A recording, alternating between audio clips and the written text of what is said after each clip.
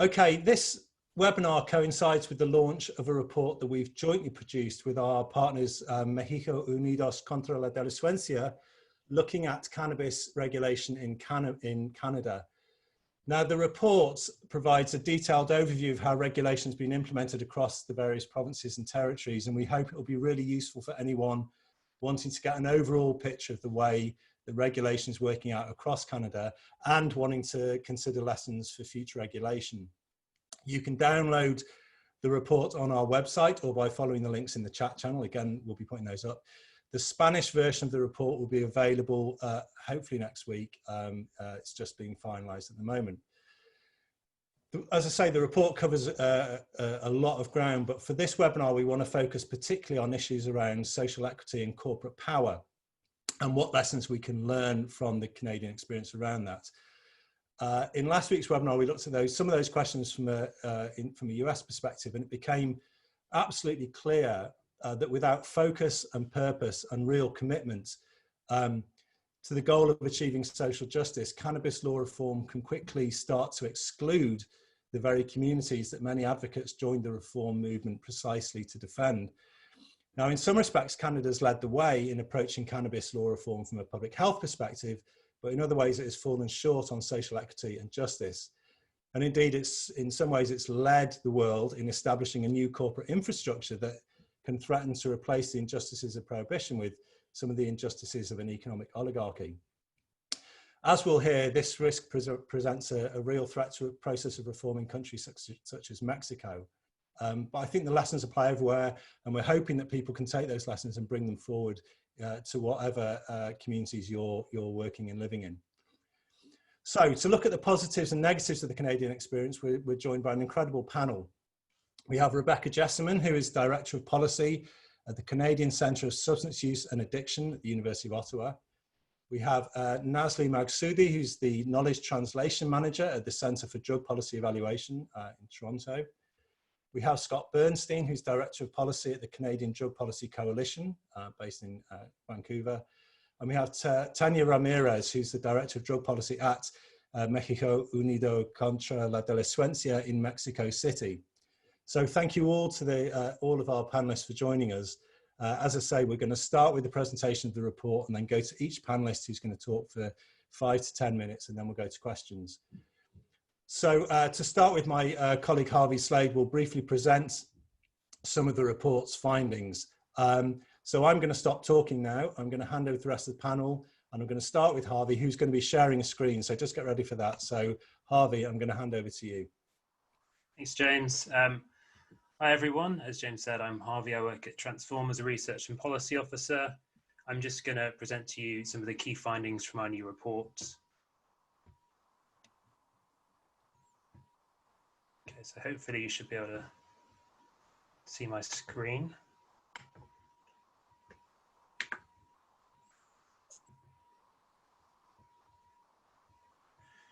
Great. So this is our new report from Transform and MUCD, Capturing the Market, Cannabis Regulation in Canada.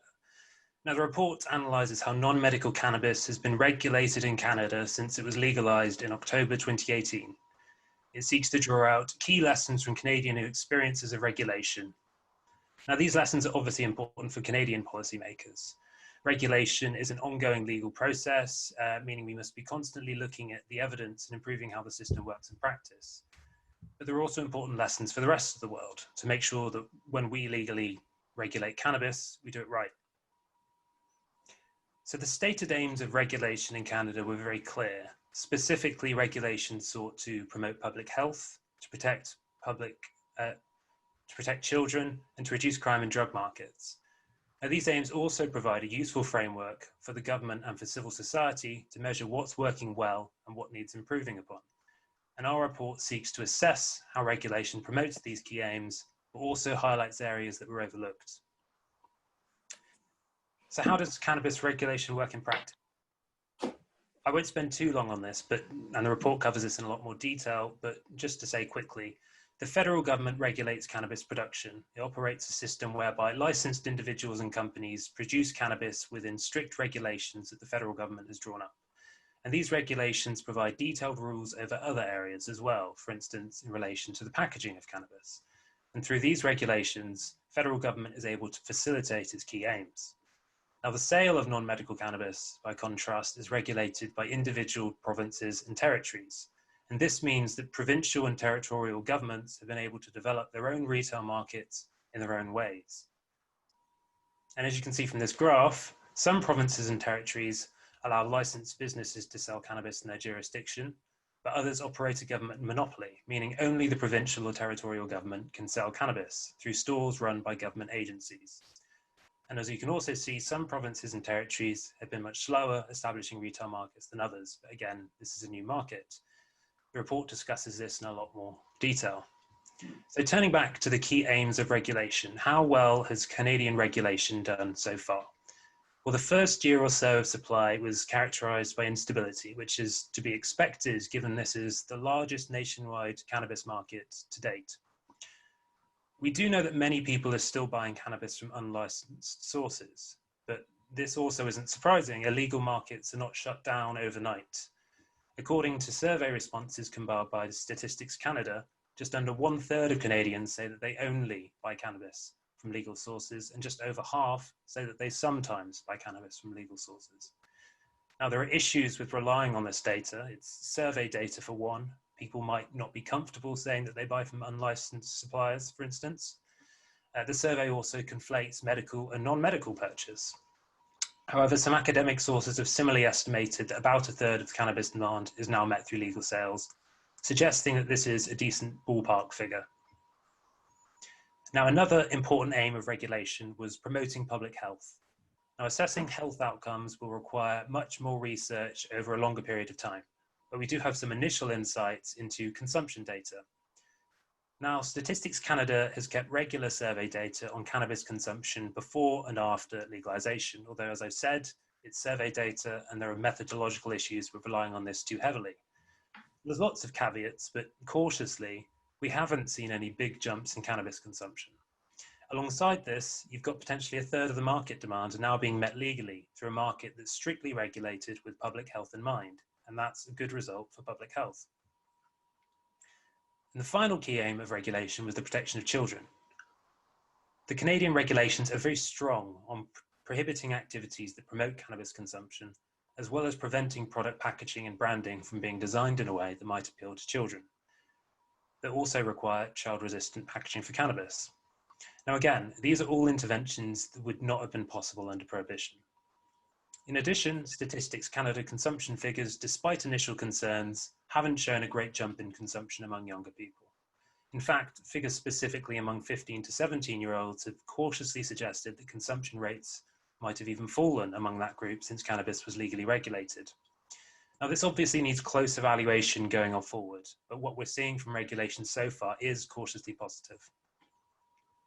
So some lessons learned. Now, the experiences of Canada need to be framed in the environment in which they occurred. It's the largest nationwide cannabis market to date, and regulators had very little experience from elsewhere in the world to draw upon. We also need more time for policy evaluation. It's a very new market, not even 2 years old, and it's still being developed in many ways. There's been an unfortunate tendency in some international media to conflate the success of legal regulation with how stock prices are doing at the time, for instance. And regulation is obviously so much more than this. And what we're seeing so far, as I've touched upon, and as the report discusses, is a modest success. So here I'm just going to outline some of the lessons highlighted in our report, the successes and the failures. And one of these important lessons highlighted from the Canadian experience is that you need to understand and balance your priorities of regulation. The Canadian model, as I've touched upon, has prioritized developing a strong public health framework over making fast inroads into absorbing the illegal market. And it's all a question of balance. What you wouldn't want is success in one key aim, reducing the scale of the illegal market, coming at too great a cost for another key aim, like the promotion of public health. For instance, if the price of cannabis had been allowed to drift too low at the outset, any inroads into the illegal market may have been outweighed by the public health costs of cannabis being too cheaply available. So in this sense, the Canadian approach has rightly been quite cautious and public health oriented. Now, I focused quite a lot on the government's stated aims of regulation in this presentation, but you might also want to think about what important aims weren't mentioned, what were overlooked. And one of the biggest oversights of Canadian regulation efforts was in relation to social justice and equity. Now, unlike protecting children and promoting public health, this wasn't outlined as a key aim, and this is reflected in how regulation has worked in practice. For instance, there was nothing in initial legislation to provide for the removal of criminal records, meaning that while some big businesses begin to make money from growing cannabis under government licenses, hundreds of thousands of Canadians have criminal records for activities which are now legally authorized. And this is a big oversight. Legislation allowing expedited pardons for historic cannabis offences has since been passed after the efforts of advocacy groups, but these expedited pardons are not the same as expungement, which we discussed last week in relation to US states, expungement being where the record is destroyed. A pardon is seen as forgiveness for a crime that the state insists still took place, rather than the right to say you never committed that crime. And these pardons also aren't granted automatically, like in California or Illinois. The onus is on individuals to apply for the pardon rather than the state to find eligible records. We also haven't seen any social equity programs, a key theme in the US, where states seek to help communities disproportionately impacted by law enforcement under cannabis prohibition by facilitating access to cannabis retail licenses where desired. So while the Canadian model has set a good example for the promotion of public health, little has been done to acknowledge or address the historic and ongoing harms of prohibition. There's room for improvement going forwards. So an important lesson, therefore, is to include provisions for social justice and equity in the initial legislation and regulations. Now, the absence of social equity programs has been similarly reflected in barriers to small business in the Canadian market. It was hoped that the availability of micro-cultivator licenses would open the market up to smaller producers, but it was announced in 2019 that in order to apply for a license, potential suppliers were required to already have a production facility in place. And this meant that those unable to risk the initial investment costs were immediately deterred from applying. So what we've instead seen is the market being dominated by a select group of large federally licensed producers. Now, this is a national problem. Market domination by a small group of private actors allows for extensive corporate lobbying power. And historically, such lobbying power in regulated drug markets, namely tobacco and alcohol, has led to bad public health outcomes. But it's also an international problem. As primary beneficiaries from the largest nationwide cannabis market to date, these large producers have the financial power to buy up smaller producers in emerging medical markets worldwide. For instance, it's been estimated that Colombian medical cannabis companies are 75% foreign-owned, predominantly by Canadian companies. Multiple Canadian producers are now operating across 5 continents and are in prime position to capture new medical and non-medical markets as they emerge. And this presents a unique challenge for legalizing countries going forward, to ensure that where desired, regulation is able to prioritize local and smaller businesses. It also highlights the need to act early, because market dynamics are established very quickly and corporate actors can entrench new markets at great speed. You can't regulate against corporate capture retrospectively. You have to act from the outset. So this was just a summary of some of the report's key findings, but do check out our report online. I'll be posting a link towards the end of this webinar. As James said, the English version will be on Transform's website after the webinar, and a Spanish version will be coming soon. And here's the links to where you can find some of Transform and MUCD's publications on cannabis regulation and drug policy more widely. Great, thank you so much for that, Harvey. Okay, we're now going to go straight to the panel to give their thoughts on some of the issues raised there. We're going to start with Rebecca, who is on top of most of the research on this, so we're trusting that she'll be able to give us some more insights from that research perspective around the questions that have been raised here. So Rebecca, if it's okay if we go to you next, and you can take over. Thank you.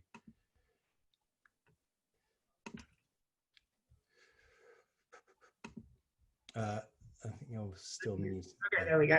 Sorry. So yeah, from a research perspective, it's always important to start with highlighting the fact that we're still very early days in terms of data collection, and from any type of trend data, consumption data, et cetera, we need to take into account the fact that the market is still very early in development. And we've also just introduced a whole new set of product categories, let alone the impacts of COVID. So it's my disclaimer off the front. And just coming back to the theme of the webinar in terms of equity, it's really important to highlight the fact that we need to do a better job of collecting and reporting race, gender, and diversity data in order to better understand equity impacts. And that applies to criminal justice as well as economic contexts.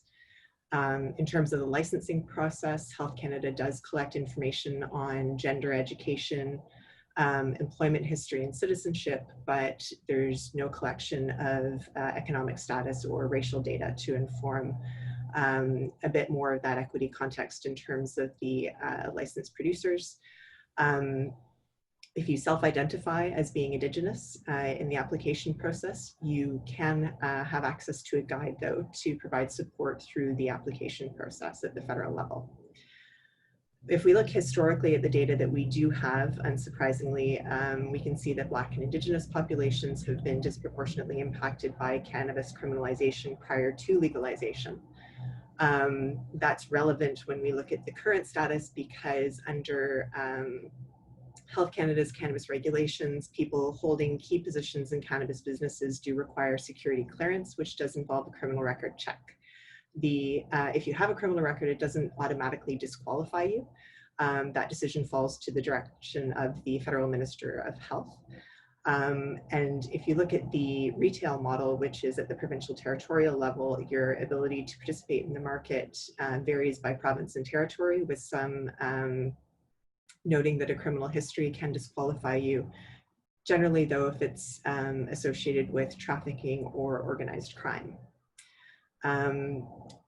Also, in terms of provincial territorial equity considerations, I'll note that some of the provinces and territories have included specific considerations for Indigenous participation. So Ontario set aside 26 licenses specifically for First Nations retail applicants. And Manitoba has special consideration or provides special consideration for applications that have First Nations partnerships identified. It's important to realize that even though we've legalized and regulated cannabis, there are still sanctions associated with its use. Youth, for example, are not permitted to possess cannabis. So if you're 17 or under, it's still illegal to use or possess cannabis. And we need to look at whether racialized or lower income youth are more likely to come into contact with police for cannabis use, and also what kind of sanctions they're facing, and if there are different responses according to different personal and equity characteristics. We also know that use in public is prohibited in several provinces, and use in rental homes can also be prohibited by landlords in some provinces, also on university campuses, including residences. This is important because it means that students, renters, and those who are homeless or marginally housed are subsequently at greatest risk of facing fines for consuming cannabis in public because they may have nowhere else in order to go. We also know that those populations who are lower income are also the most strongly impacted by fines for public cannabis use. Finally, there are equity considerations in terms of access to cannabis. So the retail store distribution, as Harvey's graph illustrated earlier, is very unequally distributed across the country in terms of stores per capita. And the rural nature of many communities in Canada means you might have to drive several hours to get to the closest urban center and access a store. In theory, all Canadians have access to cannabis through mail order, but that's contingent on having a credit card through which you can place an order and a secure address in order to receive delivery. It also relies on having a computer or other device to access a website and the digital literacy in order to place an order online. Moving on to the question of corporate capture, looking at the degree to which large corporations are able to influence the development of the field is really essential in ensuring a public health versus a profit-driven approach, given coming back to those key objectives of the legislation that Harvey highlighted earlier. And we're definitely seeing a strong corporate presence. And from an equity perspective, it's worth noting that a lot of that presence is dominated by white males. That presence is, again, as Harvey noted, most strongly demonstrated in licensed producers. We're seeing typical strategies like the engagement of former senior government officials, politicians, and lobbyists in key corporate positions. We're seeing increasingly high-profile associations in the field, and we're seeing increasing involvement by tobacco and alcohol corporations. From a research perspective, it's also important to note that we're seeing increasing involvement in industry in research investments. Although it's good to move research forward, when it's funded by industry, that certainly creates strong concerns in terms of setting the research agenda and potential conflicts of interest. We know some of the key concerns that have been raised by corporate lobbyists to date are packaging and branding. So there's kind of a movement around the excess packaging associated with child safety, et cetera, having a greater cost to produce and also potentially a greater environmental impact. Concern, the argument put forth is that branding doesn't allow differentiation from the illegal market. But really an underlying theme there is the solutions being proposed are all going to facilitate greater branding, advertising, and marketing opportunities.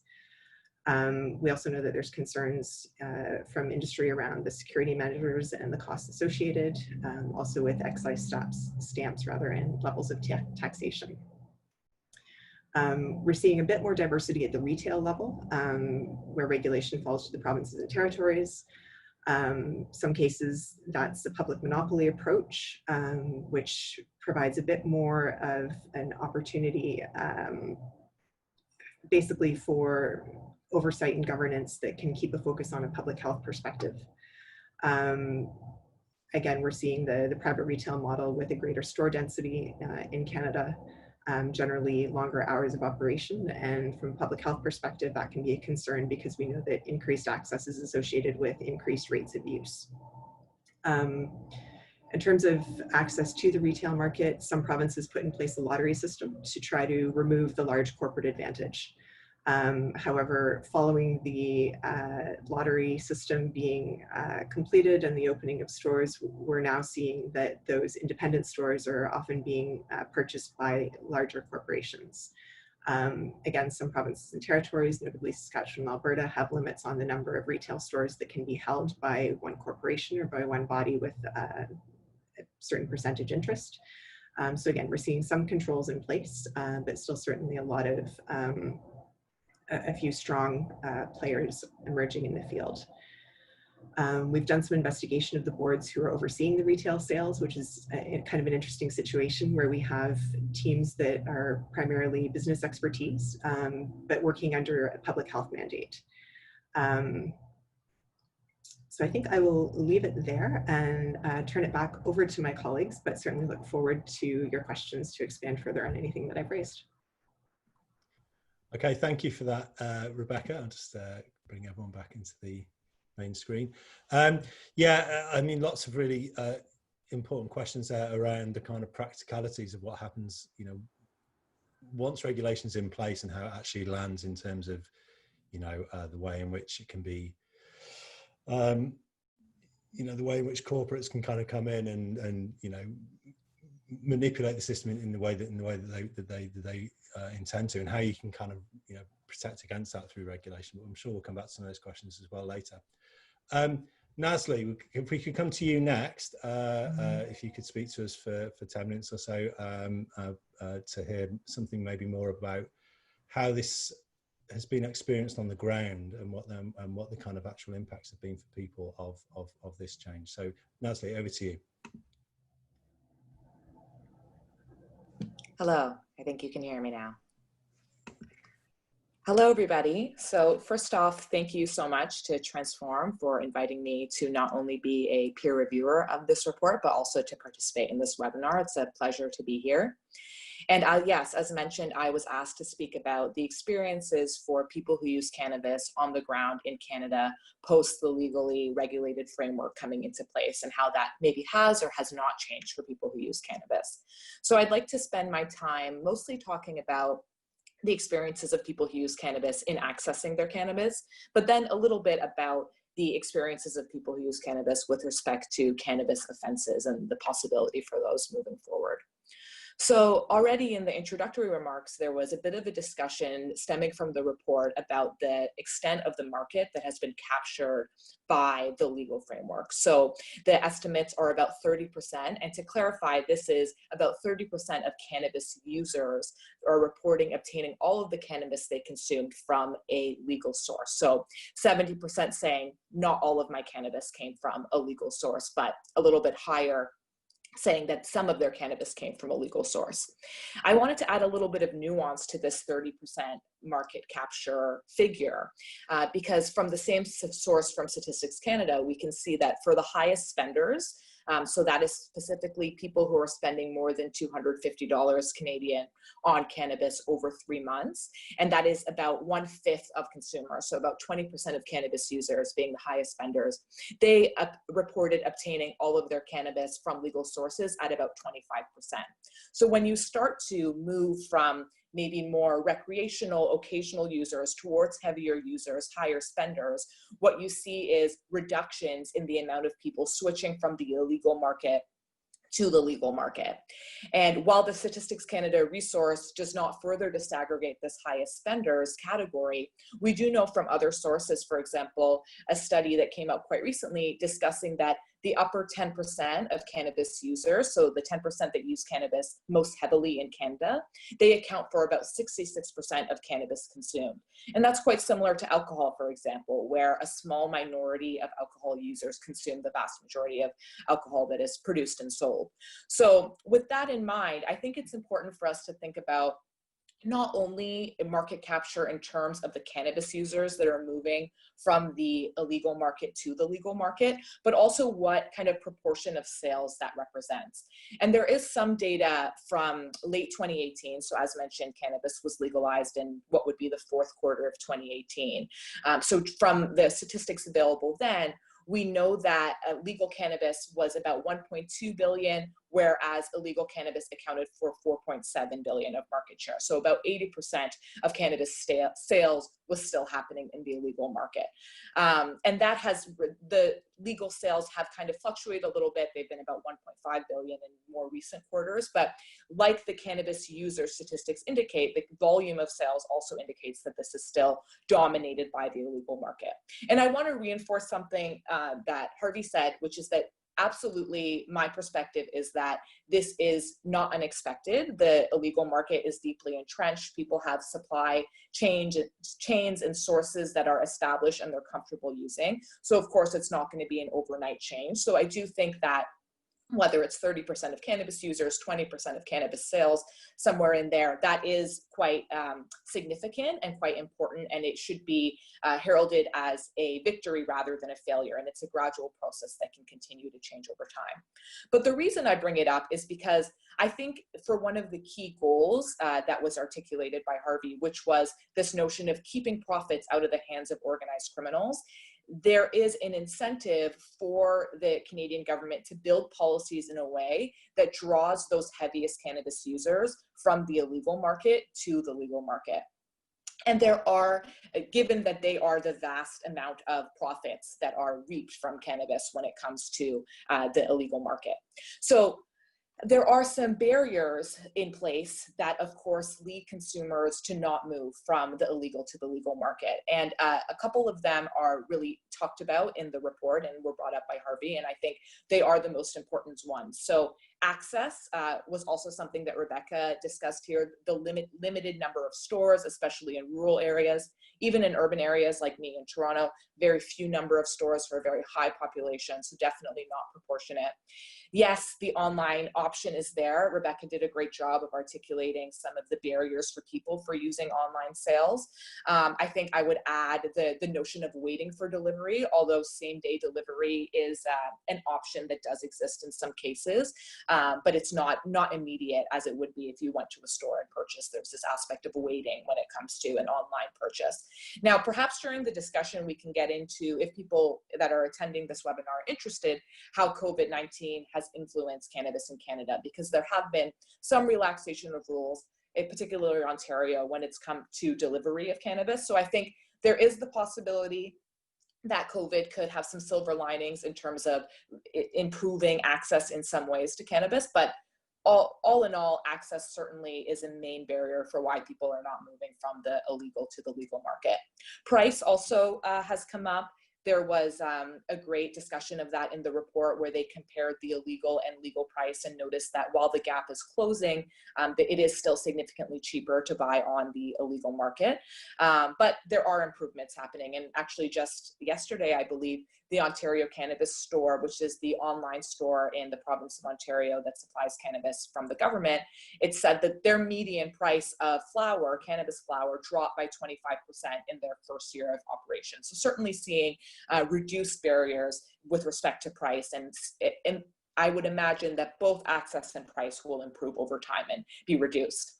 Now, a couple other barriers that are perhaps less significant, but in my view still notable, particularly this one for the heaviest users, if you will. So the possession limit has been articulated already as 30 grams. So for those that don't maybe speak cannabis or speak grams, 30 grams is just over an ounce, 28 grams is an ounce. So 30 grams is just over. And for someone who uses cannabis daily, several times daily, has quite a heavy pattern to their use, an ounce can be something that can last them maybe a couple weeks, maybe not even. But the reality is that individuals that are heavy consumers are purchasing more than an ounce at a time when they're accessing from the illegal market, maybe buying a couple ounces, maybe more, to last them for a few weeks, a couple months, or whatever it is. So I think while there is the 30 gram possession limit, you could go into a store, purchase your 30 grams, take that home, go back to the store and make another transaction.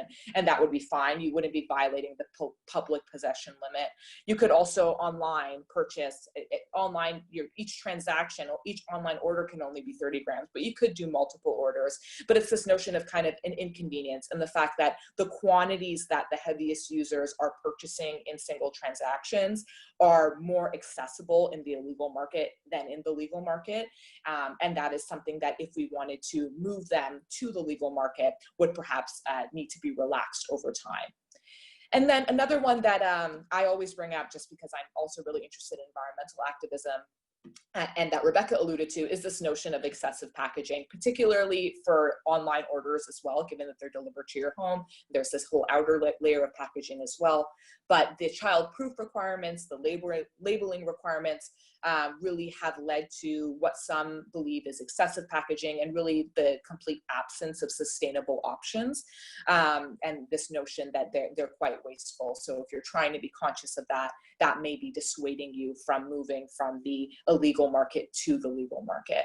So I think this is quite linked to some of the lessons that were already articulated, which of course there's this balance that needs to be struck between kind of accommodating the established market, so noting the types of products, the prices, the access that's already there, and trying to be competitive with it. And I think, for example, the fact that Canada has no upper cap on THC potency for dried flower is representative of a decision that was made, noting that there are high potency strains available on the illegal market. And if a cap was put on that, that would be a barrier and it would not allow for sufficient market capture in that regard. So I think there is this balance, right? The public health aims of not wanting to make it too accessible, but also accessible enough to move people from the illegal market to the legal market. So I personally understand the cautious approach. I think what it has meant on the ground is that the experience of accessing cannabis has not yet changed for some portions of the market.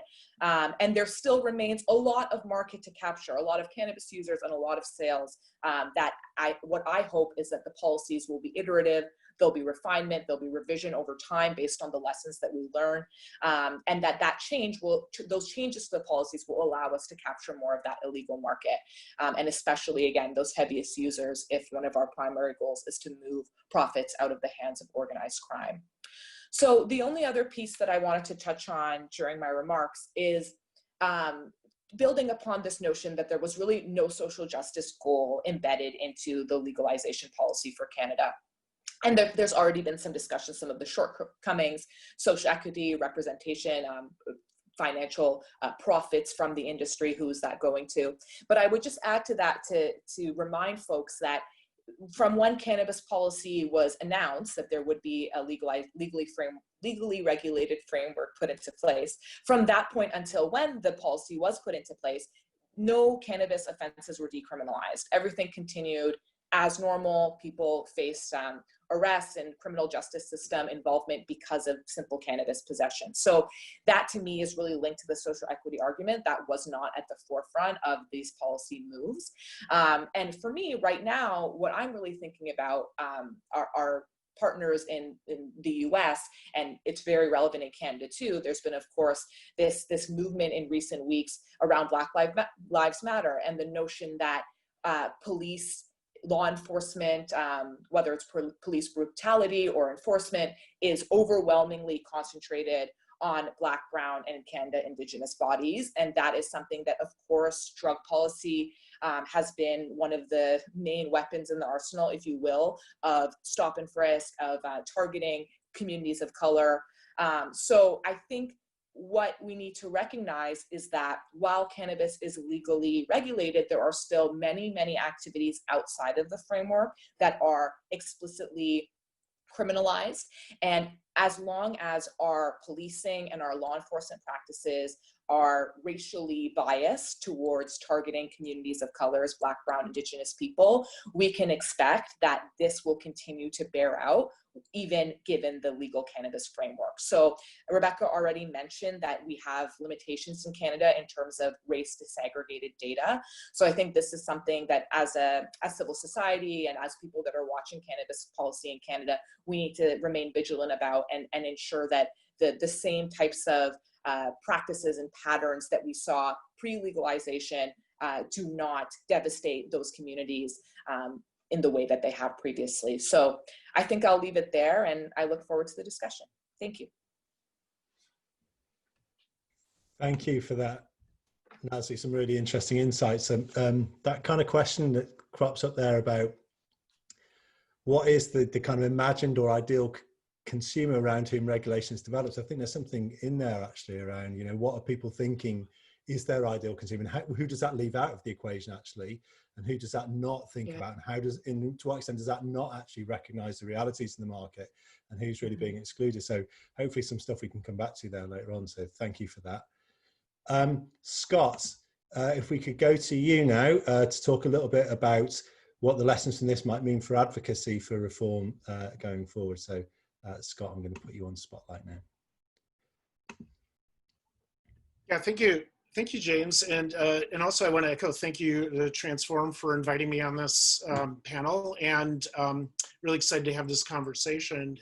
And so I wanted to first highlight that there's, as advocates, there's a bit of a tension that was sort of brought up in the previous discussions around, you know, where do we claim victory in the fact that Canada legalized cannabis and we've moved forward and captured some of the market, versus where do we offer critiques around the kind of system that was put in place. And so I think there's a bit of, you know, we don't necessarily want to throw away the baby with the bathwater, so to speak, and say this is a system in place that is recognized as flawed, but it is also has some benefits that we want to draw from it. So I think, you know, in looking at that number of 30% of the market captured, it makes me think of the sort of the one of the key issues was sort of how we defined public health to start with. And so I think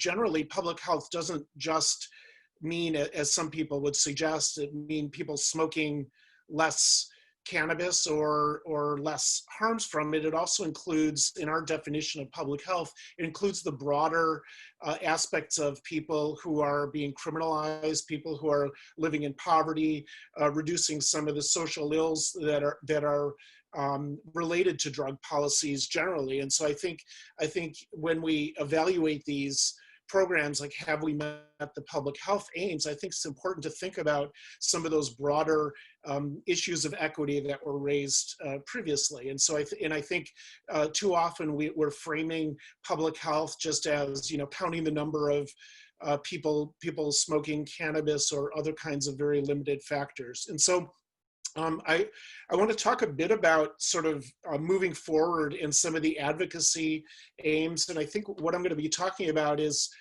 not just about cannabis. It really relates to drug policies in general. And so I think I think about advocacy sort of as the targets, as being an organization that advocates. I'm thinking a little bit about who we're advocating to make change and sort of what they may do. And so I'll start with talking a little bit about the big target, which is the public.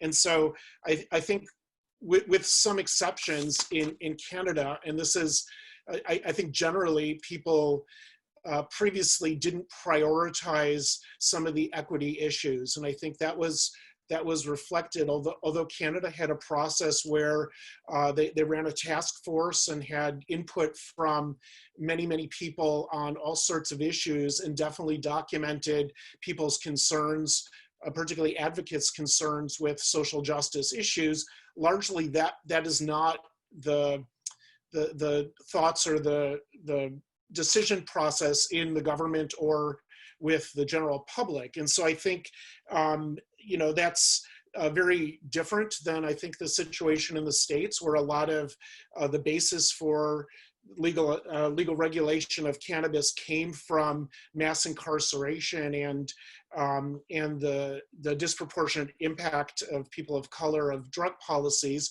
which we also have the disproportionate impact of drug policies on Indigenous and people of color in Canada, but it wasn't the primary motivating or selling factor of the government, because as you saw, they had the 3 top line objectives, which were very different.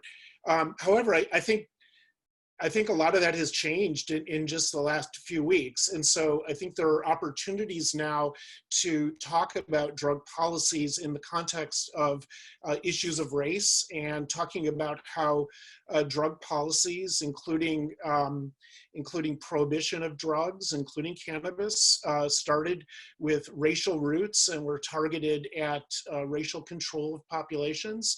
And it's important to understand that and be in a position where we can articulate that to the public, and talk about how it currently plays out in the way that policing and other things are targeted, particularly at Canadians of African or Caribbean descent and Indigenous population in Canada. And so I think there's an opportunity now with the new focus on Black Lives Matter and with policing to talk about these issues, and particularly drug policies. And I think I also want to say, like, all along, drug policy advocates have been talking about many of the principles or outcomes of things like defunding police. And so when we use slogans like support, don't punish people who use drugs, or treat problematic drug use as a health issue and not a criminal justice issue, ultimately what we're talking about is reallocating of resources away from police into more social oriented types of things, which is in many ways what defunding the police is trying to articulate at this point. That said, I think it's very important for organizations to ally with movements like Black Lives Matter and with other organizations around things like environmental impacts of drug policies, labor equity, and it's important to ally with these organizations, but also as a white male, for us to take direction from communities of color and Indigenous communities about how we should be articulating these issues and where we want to do it. So I think there's an opportunity now to follow the lead and to amplify the voices of people who are disproportionately impacted by drug policies through that. And so in the public, again, like a lot has changed. I think there's awareness, and hopefully we can start talking about some of these equity issues a bit more openly, and accelerate things like talk about expungement and inclusion within these. So I think the other advocacy target, another advocacy target we want to focus on is sort of, and it's also been mentioned previously by panelists a bit, was sort of the regulatory systems that can be put in place that either help or hinder previously impacted communities in participating in legal drug markets. And so we can create things like opportunities, reduce barriers to application, create subsidies, loan programs, those kinds of things to support minority-owned businesses or businesses that are run or participate with people who had previously been targeted of our negative drug policies. And so I think through legislation and regulatory reform, which we should be constantly advocating for, we can create opportunities out there and things supporting micro growers. And I think another distinction is, like, we talk about, there's been a bit of a misconception around the fact that illegal producers of cannabis in Canada are organized criminals. And so it's been useful to portray, the Hells Angels as dominating the market. And that's not to say that organized criminal actors don't have a role, but a lot of producers of the illegal cannabis crop are often just small mom and pop type of operations, or individuals who have been growing and do it in some way as a labor of love to produce a high quality product. And so I think creating a distinction, and I think one of the flaws of our system of when we went and legalized cannabis was not creating opportunities for people who were sort of in an area where they weren't engaging in fraud or violence or other things we'd want to discourage, but were basically just producing cannabis illegally in the previous market without creating easy opportunities for them to enter the legal market. And so I think now with, it was previously mentioned, some of the obstacles to micro growers that are in place, I think some of that's changing and evolving a bit, but that's something we could definitely advocate for. And Nasli talked a bit about some of the environmental packaging and things like these are things that we really could have had standards in place, and we should continue to advocate with the government to put standards in place about recycling or renewable or compostable packaging, which is out there, but it's not really being utilized yet. And so finally, the third target we can think about with advocacy is businesses themselves. And so there are organizations within the US that are sort of targeting good business practices in the cannabis industry. And I think the businesses have a lot of financial resources and political resources at the time to create standards for themselves and to sort of set up different objectives with themselves around things like fair labor standards, fair trade sourcing activities, environmental practices, and inclusion within their organization of people of color on their boards and in their staff. And I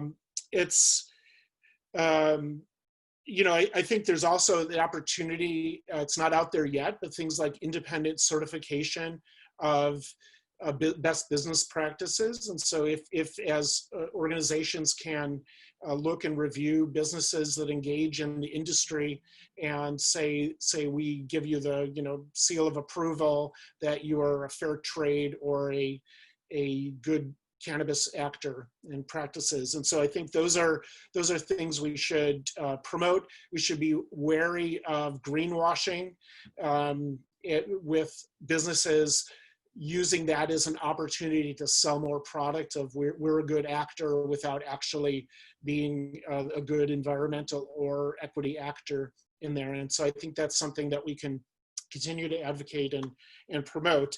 And then finally, I think within our own organizations, for those of us that are part of it, I think having a really close look at our own issue around diversity and around staffing and board representation, and ultimately use this opportunity now with this changing political and social landscape of COVID, and ultimately through Black Lives Matter and policing, to really use this as an opportunity to build allies and be allies to other people advocating for better reforms. And so I think you know, it's too late to go back to the beginning and recreate the system we would have wanted. We're still, there's the potential for, when we're talking about legal regulation of other drugs, which I think it's never too early to start the conversation about what legal regulation of other drugs looks like, because ultimately that's going to be the endpoint of the war on drugs, and moving beyond a system of prohibition to one of fairness. And so I think imagining the system where we can create a new market and do it a bit better than we did with the cannabis industry in Canada, although improve that industry and continue to think about things like how consumers and other stakeholders view the market and can participate in it. And so I think I'll just leave it here and open it up to, or leave it for some interesting discussion. Thank you. Thank you again for that, Scott. I mean, I think it's a really important point about, you know, the purpose of looking back is to learn so that we can look forward and you know, and take what has worked and think about what can be done differently and be done better. And there's so much to learn, and there's so much to kind of develop that, you know, I think that's all really important stuff, which is quite a good segue back to Tania, who's going to speak next, because Tania is right in the kind of front line of what's kind of happening in Mexico around cannabis law reform. So let's have a listen to hear what Tania has to say about that, and what MUCD are thinking in terms of the lesson learned. So Tania, we'll go over to you now. Thank you, James. Hello, thank you Transform for organizing this conversation and for the opportunity to talk with these amazing colleagues. We are also happy to launch this series about lessons from regulated markets. I think that they are particularly relevant for countries that are moving forward in the creation of a regulated cannabis market, such as Mexico.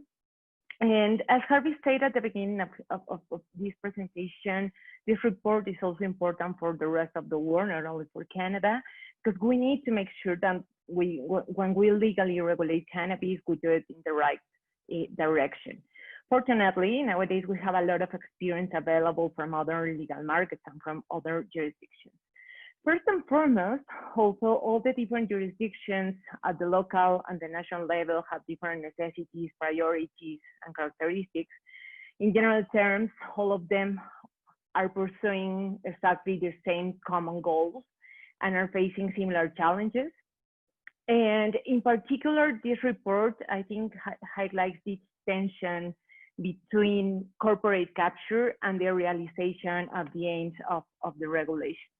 So I'm going to talk about three main aspects. The first one is what are the lessons in terms of public health, also on the implementation of the legal market, and finally in terms of social justice, what Scott mentioned before. So in terms of public health, I think that one of the most important awareness of this report is precisely that cannabis presenting opportunities not only for alcohol and tobacco companies, but I'm going to add this, also for the junkie food industry to diversify the market, their market space. And this is more important in places such as Mexico, where we have weak regulatory authorities. So talking about the specific things in the report, such as edibles, the Canadian experience is also providing evidence about the main challenges. Some regions have moved to prohibit certain types of edibles that may appeal to children. But besides this concern about childhood, other countries in Latin America have an additional problem extended to the whole population.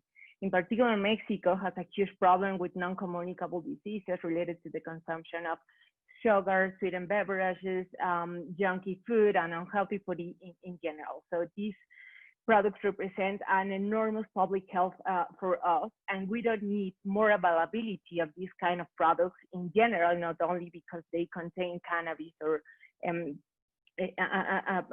substance in particular, but all in general because we don't need more availability of these products in our dietary. We are now facing this enormous challenge of having enormous rates of diabetes and obesity and other non-communicable diseases in the context of the COVID-19 epidemic. This opportunity for other industries is also open regarding places where cannabis may be consumed. In particular, when we discuss the creation of public spaces or to allow public spaces for the consumption, we are opening as well, and we have to be very cautious about to not open the discussion to the tobacco industry to retake public spaces that we have established with a lot of problems, for example, free tobacco, free smoke spaces. So we have to be very cautious to do not open this discussion to these kind of companies and these industries that are actually like working in lobbying in the context of the cannabis bill in Mexico, and I'm going to talk about it later. So in terms of implementation, the transit to a legal market is slowly and depends on different aspects such as price, availability, information, incentives, and also the capacity of federal and local governments. It has been a challenge even for other legal jurisdictions at the national level, such as Uruguay. And this is going to be also a big challenge for other countries such as mine. In the case of Mexico and other Latin American countries, we face additional problems. Such I mentioned before, the problem with weak regulatory agencies and the slow implementation of schemes that we used to see not only in this subject but also with other kind of problems. Just as a manner of example, the medical cannabis bill was approved in Mexico in 2017. And 3 years later, we're still not having regulations in this regard. So the access to medical cannabis is not a reality for patients. We don't have rules about how it's possible to produce or buy, or we don't have certainty about it. So I cannot imagine how the implementation scheme is going to work for a huge market of the cannabis for personal use and other uses. So this is going to be a big challenge. And talking about implementation, the Mexican cannabis bill, which has to be approved by the end of this year by the Congress, establishes that the people, establishes many worry things, but I'm going to mention two. First, that people who want to use cannabis should obtain an authorization for the government to use cannabis, which is actually the regulatory scheme that we have. We have to conduct a legal appeal before the court to obtain the authorization from a regulatory, the health authority to use cannabis for personal use. So according to the new bill, we also have to register ourselves in order to obtain a new permission to the authority. So this is going to create a bad incentive, and this is going to represent a big barrier for people who want to become a legal user for a keep in the illegal market. So this is on the one hand. And on the other hand, and this is one of the main concerns about it, in the example of Canada is very useful because regulations are not very specific in terms of the seeds. But in Mexico, which is a traditional or a typically producer of marijuana, the new bill requires that the people proved, I mean, the people have to prove that the seeds are legal. I mean, they have a legal origin. And this opens the discussion about the corporate capture, because there are no legal or illegal seeds in Mexico. But in order to prove that the seeds are legal, we have to show that we are obtaining the seeds for a legal producer or selling. And this opened the opportunity to other markets.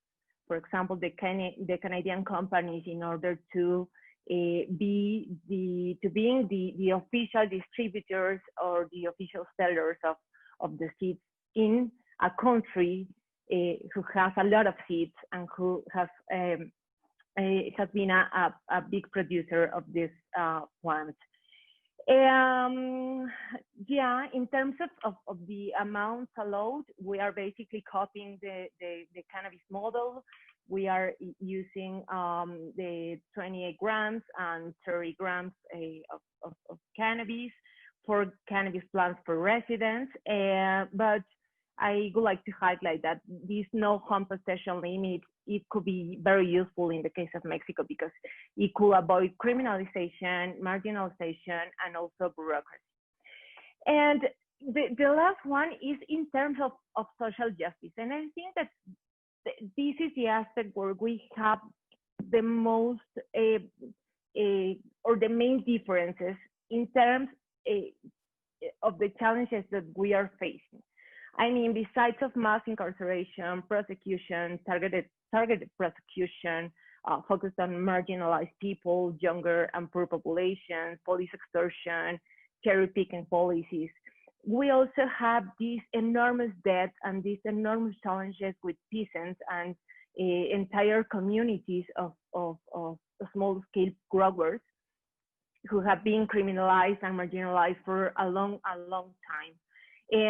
So if we conserve this scheme on the seeds, for example, and if we are going to allow this corporate capture, they are going to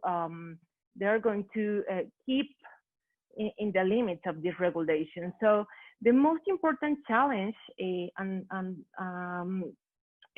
for us in these terms is how to facilitate participation of disproportionately affected populations by prohibition when we are facing big challenges with corporate capture, and even with corporate capture by Canadian companies of the eventually legal regulated market.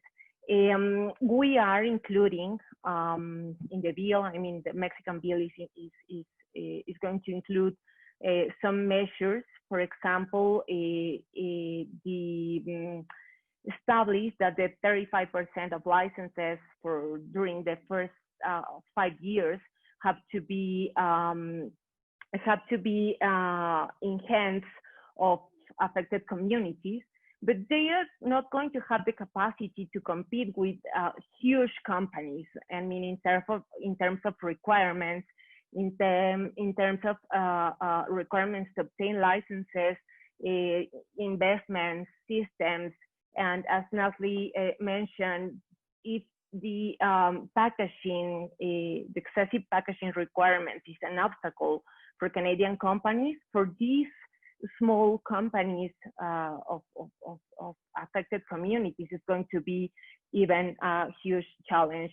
When we are, for example, requiring that they have to prove to have packaging child-proof and adolescent-proof. What is it? I don't know. So yes, we, as I mentioned before, we are already dealing with corporate capture even before the approval of the bill. I have to say this clear, lobbying in Congress conducted by companies, particularly by Canadian companies, is shaping this new market. And if, just to mention it, but one big Canadian company is already registered in the official list of lobbying allowed in the Mexican Senate. So this can provide an idea of how all this scheme is going to be shaped. And last but not least, the criminal system. And again, we have this tension between corporate capture and the aims of the regulation. Why? Because basically the Mexican cannabis bill, or the project of the Mexican cannabis bill, does not decriminalize the possession and does not decriminalize all the other drug offenses, including minor drug offenses. So we are just changing the limits, and we are allowing bigger amounts of possession, but we are still having big penalties. We are still having prosecution. So the question at the end is that we are only creating this space of legal regulated market for big companies to obtain profits, to obtain revenues, but we keep the criminalization and the use of the system, of the criminal system against already affected populations. So I think this is going to be the most important challenge. I'm not going to talk about, for example, that the Mexican model keeps this punish approach in terms of we are not particularly interested in, I mean, the bill is not particularly focused on amnesty, decarceration measures, mechanisms of derivation, or even finish the mandatory pretrial detention for minor drug crimes. We are not talking about the specific reparation measures for affected communities. So all in all, as the report say, and this report raises the lobbying power not only of the cannabis industry, but other industries that already are operating in our countries, in particular in Latin America, with a big space for this big margin of action with our political actors, with our legislators. And this is the case also of the cannabis industry. And we have to show that we are dealing with very specific problems in terms of social justice, and at the same time we are trying to keep away the influence of these big industries. So thank you all, and I'm going to finish. I'm going to finish now. Thank you. Thank you, Tania. Again, I think a lot of really important questions, and to be at a moment where legal regulation is in the process of being established, they're really important questions to be asking. I'm going to now try and put some of the questions that we've been getting from the audience to you, and as I said before, I'm going to try and group them because I think we can do that. Although it seems to me that one of the overarching questions that we need to be considering is, well, a couple of them is, what does success actually look like? And that's been raised in terms of what are our metrics for success? What is it that we're trying to achieve through reform, and how do we assess that? And also for me, something around what is the promise that drug policy reform should be delivering on? I mean, if in measuring success, what were the real kind of goals that were trying to be achieved through these reforms?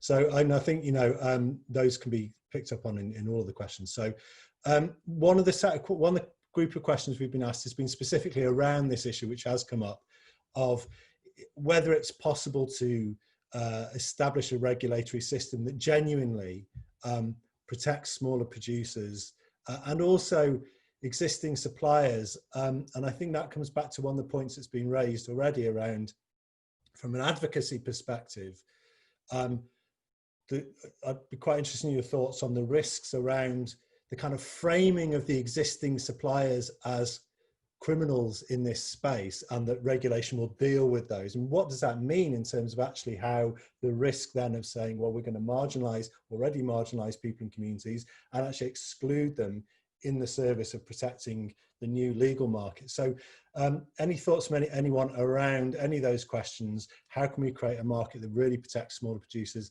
existing suppliers, and how can we avoid those existing people in the existing supply chain being the kind of pushed out of the new markets and used almost as a kind of like example of what the new market just shouldn't look like? So anyone want to start on that? maybe raise your hand and I'll go to or nod or Scott, was that you? I'll tell you that was a signal. Yeah, I think as I brought up, I think there's a conflating between, all illegal producers are organized crime. And I think, if we're drawing Venn diagrams, like there's a set of illegal producers and there's a set of organized criminal actors, of which, sometimes they don't even engage in illegal cannabis production. They do other things, which are bad.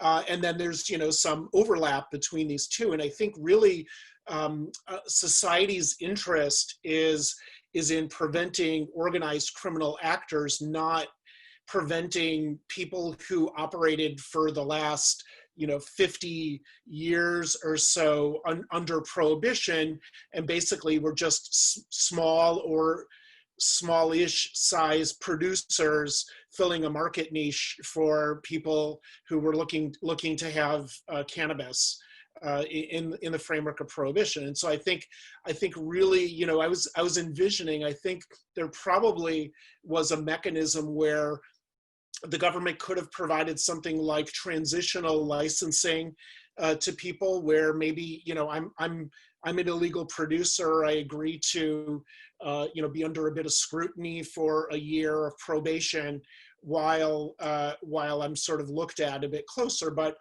ultimately I'll have a place in the legal market. And so I think, when the government puts in restrictions around things like criminal record checks or other kinds of barriers to people that make them afraid to come out about illegal production, or if you've had some criminal activity and have been arrested or a record, you could be prohibited from engaging.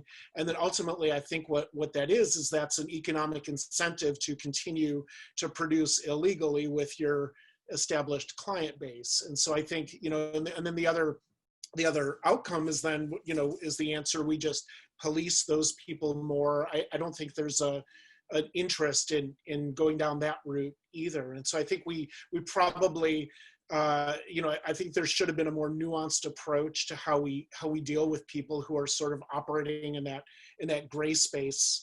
And I think the real societal interest is sort of restricting things like violence and violence, exploitation, fraud, those kinds of things that may be more characteristic of actual criminal, organized criminal activity.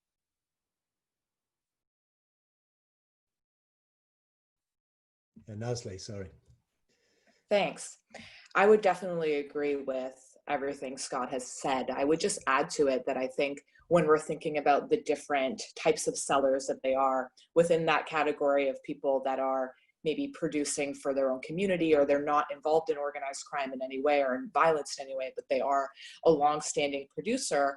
There's also, of course, an overlap between people who use cannabis and people who sell cannabis, as there is across drugs and across the spectrum, that people will sell to subsidize their use or whatever it may be. So I think we really have in Canada, unfortunately, sidestepped so much of the expertise that exists in what was the illegal cannabis market. And as Scott said, those people don't stop doing what they're doing. They continue to do what they're doing, and that their embedded kind of demand stays with them. So if we're thinking about moving folks from the illegal to legal market, how better to do it than to bring those sources of supply that they are already accessing into that legal framework and bring that expertise.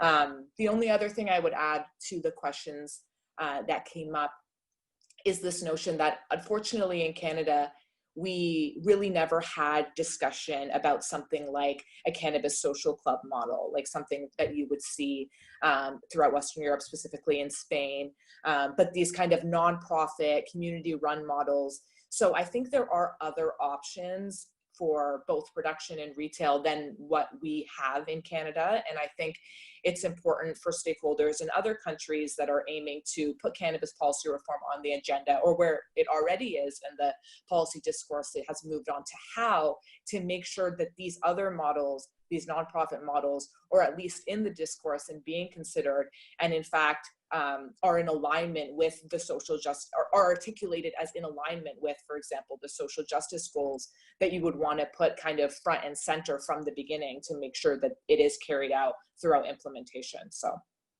thank you. Thank you.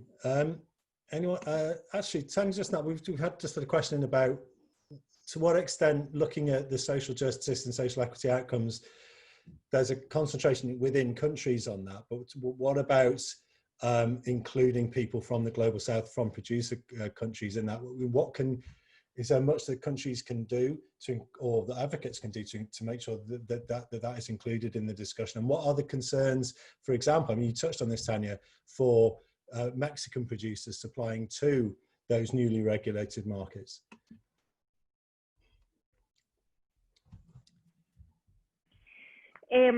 Yes, as you may know, the production in Mexico, the cannabis production in Mexico has been affected by the legalization or the regulation in other countries, and in particular with our main commercial allies as the US and Canada. So eventually, I think this is going to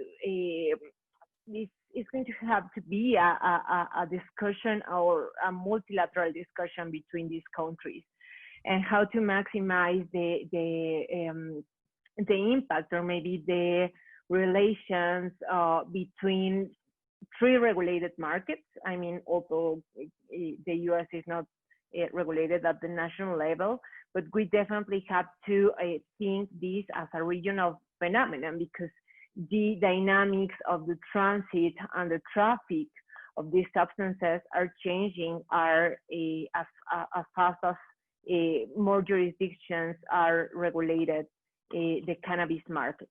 And I think that we have a lot to learn about social justice experience in the US. There are like effective schemes that can improve conditions for the entering and the competition of small scale producers and growers in a very competitive schemes, such as specific programs and policies from government, but also through the creation of awareness among the population, among also the people who use drugs, in order to maybe have like these spaces not only for maximize the revenues of companies, but also for cooperatives, for these spaces for common consumption, as we are including in the legislation, such as associations of people who use drugs to cultivate cannabis clubs and so on. So I definitely think that this is going to be a big challenge for advocates, how to create also the conditions from the ground to keep this force to be competitive, at least with other big companies. Thank you. Rebecca, I saw you wanted to come in on that as well. Oops. Thank you. So just a few observations. I know I'll just draw attention to one piece that I think Health Canada has done well in terms of they have a legislated mandate for a 3-year review of the legislation. And there are actually 2 equity factors built into that review. One is the impact on young persons, and the other is the impact on Indigenous communities. So building those specific outcomes into the regulatory review is one mechanism to look specifically at equity. Also at the provincial territorial level, we've seen some implementation of directed revenues, usually to social programs that deal directly with substance use, like health promotion, prevention, treatment programs, but there's also an opportunity there for directed revenues supporting social equity investment. I think we can look at some of the programs in Indigenous communities where community leaders are putting in requirements for employment of local people in the community, for example, for anyone looking to set up a retail store on reserve land, for example, in order to make sure that the benefit is actually being realized by the community and not just by the external corporate investors. So I think those are some examples of tools. We're certainly seeing some great examples in the US as well that we can leverage to promote social equity approaches rather than just the commercialism. Thank you. Actually, Rebecca, there may be another question here for you. There's been a few questions about evaluation and what we know about what's going on the ground.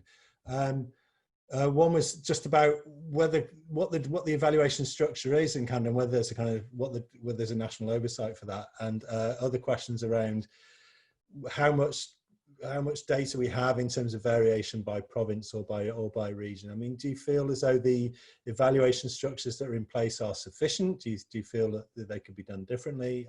What's your thoughts? So the legislative review is fairly high level, but the scope of the review in terms of what the federal government is looking to consider is quite broad and quite detailed. The challenge is going to be, of course, data collection within a very short time frame. 3 years post legalization, when we know the market took some time to emerge, to stabilize, introducing new products rather, and now COVID. I think we really need to look further in order to get any real meaningful analysis done. The government has also put aside considerable funding for evaluation of impact. Most of the provinces and territories have some sort of focused evaluation. There's been, so Statistics Canada has set up, you can Google Cannabis Stats Hub, and they're bringing together national and provincial data on health, social, economic, and pricing information that's publicly available. They've been running quarterly consumption surveys to look at impacts on patterns of use. So there's, I think we've done all right. We can always do better. Like I said, there's a lot of gaps in terms of some of the more specific racial data for sure. But we've at least gotten a decent start. My advice to anyone in a jurisdiction that's considering legalization is to start collecting as much data as possible, as early as possible, because the key question is always what changed pre-post. So if you don't start collecting your data until afterward, you've lost the opportunity for that comparison. So hopefully that kind of sums it up. I'd be happy to send more information through links. Great, no, that does, it's really helpful. There's another question actually, which is kind of associated with, I don't know if Scott or Nasli might have an answer to this, has there been any actual formal research done on the response or the effects post-regulation on people who were previously in supplying cannabis? So has anyone done any kind of research on impacts on dealers, as it were? I can say it's an area of interest that's been identified by both federal and provincial territorial partners, but it's a very difficult area to research. So I'm not aware of any data collection specific to that yet. Okay, yeah, it'd be, as you say, difficult to do. We've got a couple of interesting questions here around, and it's touched on something I think, Scott, that you raised as well, which is about, and also Nasli, which is about how our kind of current, or maybe some of the kind of more orthodox definitions of what we mean by public health, or what we include in the kind of bracket of public health, how that kind of shapes the way we think about regulation and its effectiveness. We've got one question saying, would it fit within the framework of public health to be able to promote cannabis, particularly vaped cannabis, as an alternative to tobacco or to alcohol? And another question asking about youth use, actually saying, is the prohibition on under 18 youth, does that prevent or constrict public health interventions around younger people who may already be using cannabis? So yeah, any thoughts on definitions of public health and how we should think about what health is in this space? Maybe Scott or Nasli to come in on that. Sure. If I can start, Yeah, no, I think definitely having an expansive view of public health that includes all sorts of factors. What we have what they've termed the social determinants of health, which include things like are you in poverty? Are you housed? Are you involved in other sorts of trauma and other aspects in your life? And so I think in Canada, we try to frame issues around public health as broader discussion, although we don't actually necessarily take the steps to house people who are homeless, for example. So I think, there's a bit of a disconnection between our sort of approach to what we think public health is and actual government policy around it, which I think is evidenced in how cannabis policy rolled out. But definitely we should be thinking about things around equity and fairness and health and overall approaches to that. And I think the question around, should we be advocating cannabis as a substitute for more harmful drugs? I think absolutely we should, and I think we don't want to model the cannabis market on alcohol and tobacco, although at the same time, I think we've never really had a public health approach to alcohol or tobacco in this country. And so I think if we're being honest with ourselves and we're starting to advocate for better and evidence-based policies around drugs, including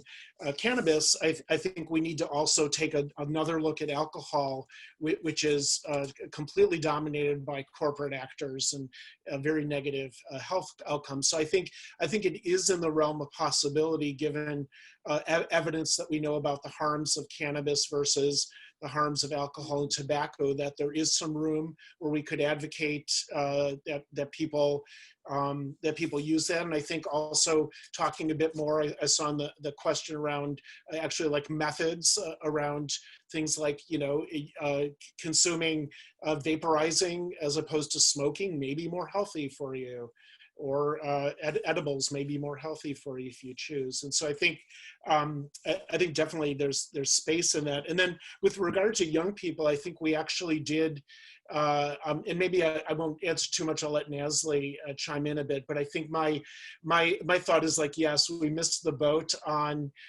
dealing with young people, particularly around things around social sharing.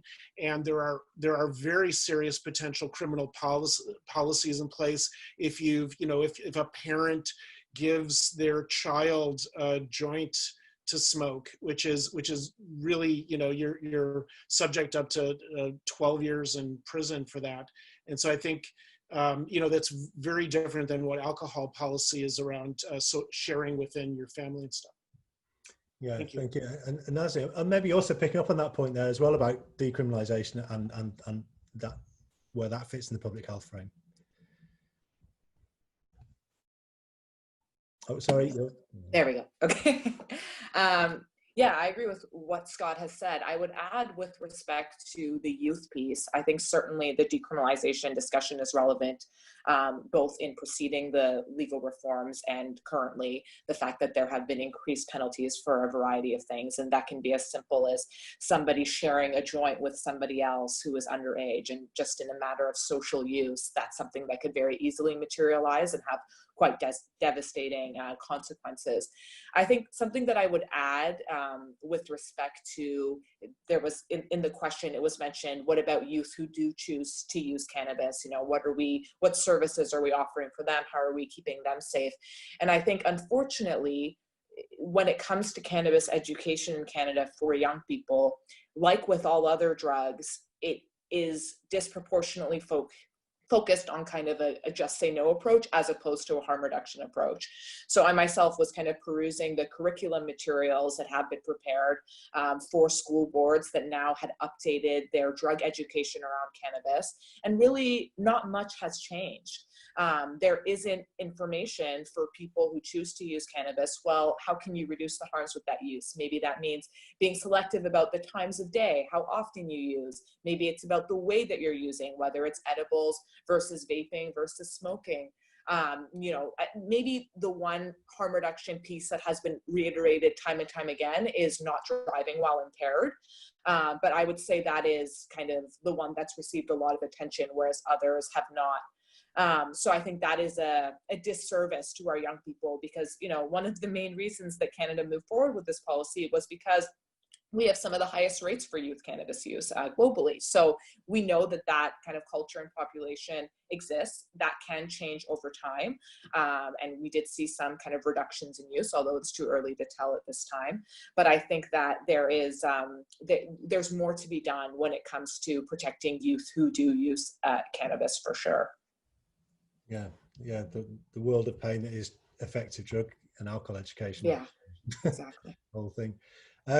Has anyone got, we're coming towards the end of time, has anyone got any final points they want to make, they haven't had a chance to make so far before we start to wrap up? Yeah. Maybe I'll just say, because I alluded to COVID, and I wonder if anybody was interested kind of in the impacts of COVID on cannabis access in Canada. So maybe I'll just say very briefly with the Ontario perspective, that there was kind of, at first, when essential services were declared provincially, cannabis was included. Cannabis dispensaries were included in the list of essential services, which was really quite a moment, I think, for people in the movement to be like, wow, something that was, you know, illegal and prohibited this far ago is now being deemed an essential service. But then very quickly, that was in late March, in early April, given public health guidance to get a bit stricter about what was permitted during this time, cannabis retailers were removed from the list of essential services. Of course, there was backlash. You know, people are still going to buy cannabis. You're just pushing them to the illegal market. So then there was an amendment, if you will, where they were going to allow pickup and delivery for retailers. So that was something interesting for me. As I mentioned, access, and others mentioned, being limited. So the possibility for delivery beyond the online store, like Post, but delivery rather what we see in some other places, like throughout the States and California. Ease is a very accessible delivery platform that it's kind of like the Uber for weed. So something like that does not exist in Canada. And for people that are not close to dispensaries, there is an access issue. So that was something that the door has been perhaps opened with COVID-19 relaxation of restrictions. One kind of caveat is that delivery doesn't allow them to use a third party. And in fact, what I've seen just from looking in the dispensaries near me is that while many of them are allowing the pickup option, I really did not see any going the delivery route. But I think that that's something that we can just potentially keep an eye out for. And as access continues to be improved over time, maybe there will be some lessons from this COVID experience. But that's kind of what the update is, at least in Ontario. I'm not sure if others have insights from other provinces, but that was kind of the back and forth that happened here and where we landed.